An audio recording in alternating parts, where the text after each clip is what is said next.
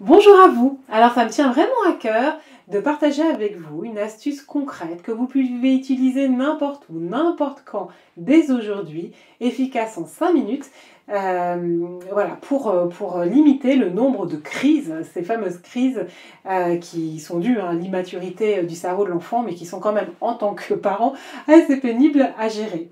Cette astuce concrète que vous pouvez utiliser dès à présent, dès que vous aurez fini de visionner cette vidéo, c'est de transformer tous les moments galères en moments de jeu.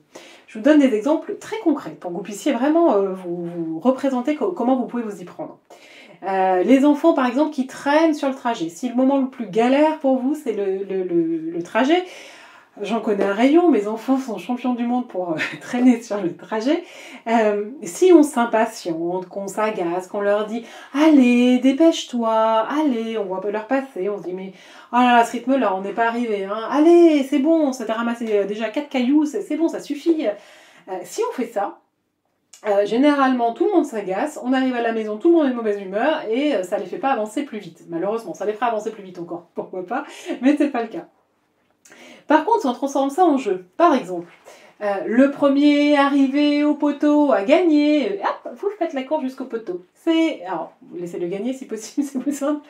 Ah, c'est toi qui as gagné.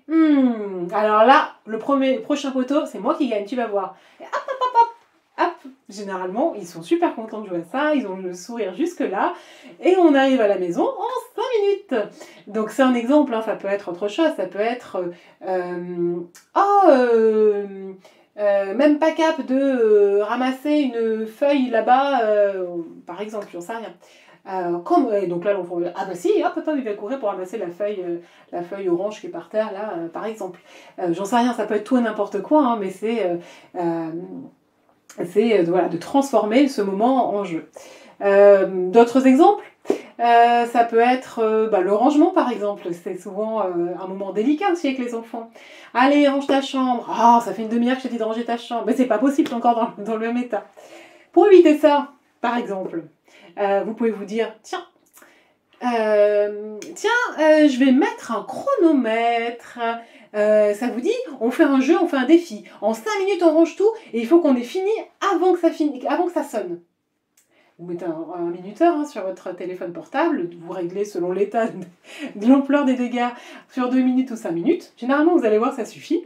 Et vous enclenchez, allez. Et puis vous pouvez participer avec eux, vous ne faites pas grand-chose, vous les laissez faire, mais juste hop, hop, hop.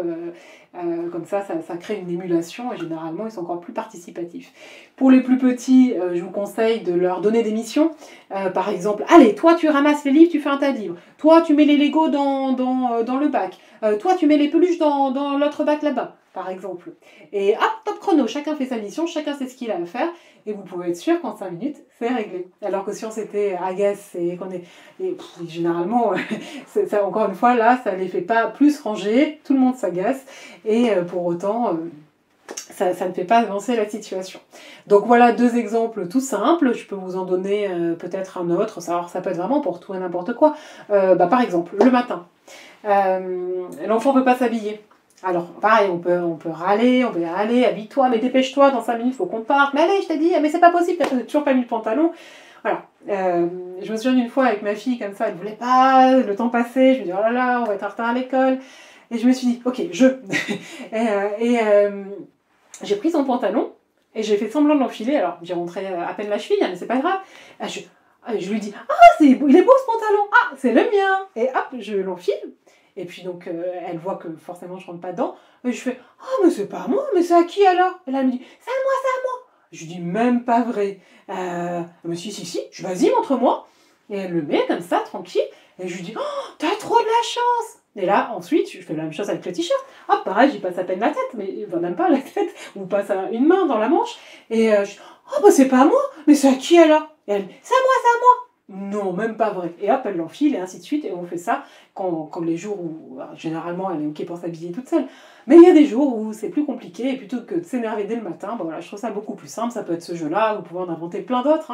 Mais c'est un jeu parmi d'autres qui est vraiment super efficace. Donc on fait ça de la tête aux pieds, hein, jusqu'aux chaussures. Et hop, en 5 minutes, elle est contente parce qu'elle s'amuse. Moi, je m'amuse en même temps avec elle, c'est rigolo. Et puis en 5 minutes, elle est prête. Donc voilà, vraiment une façon concrète de désamorcer les crises. Alors je sais que quand on est fatigué, on n'a pas envie de faire ça. Je le sais, pas, enfin voilà, pas mon vécu de parents, hein. Malheureusement, je trouve que c'est les jours où on en aurait le plus besoin qu'on ne le fait pas, parce qu'on est crevé, qu'on n'a pas envie d'inventer un jeu, et ça je comprends complètement. Et en même temps, je trouve ça dommage parce que c'est aussi souvent dans ces moments-là qu'on en aurait le plus besoin, parce qu'aller gérer après une crise derrière, quand on est crevé, c'est encore pire. Donc vraiment, dans ces moments-là, je vous invite à switcher, à vraiment avoir en tête le gain de temps que ça va vous permettre, le gain de temps de partage d'une part, mais aussi le temps que ça sera beaucoup plus compliqué si l'enfant après se met hurler et qu'il faut désamorcer la crise et que ça prend du temps, qu'il pleure, etc., etc. Donc vraiment, c'est une astuce très concrète que vous pouvez mettre en place dès aujourd'hui, et je vous invite d'ailleurs à tester dès aujourd'hui. Rien de tel que la mise en pratique pour vraiment s'approprier les exercices. Vraiment, plus on expérimente, plus ça permet au cerveau de créer des connexions neuronales associées à ça. Et puis c'est comme ça qu'on arrive ensuite, en mettant en pratique, à insérer ça dans notre quotidien sans s'en rendre compte.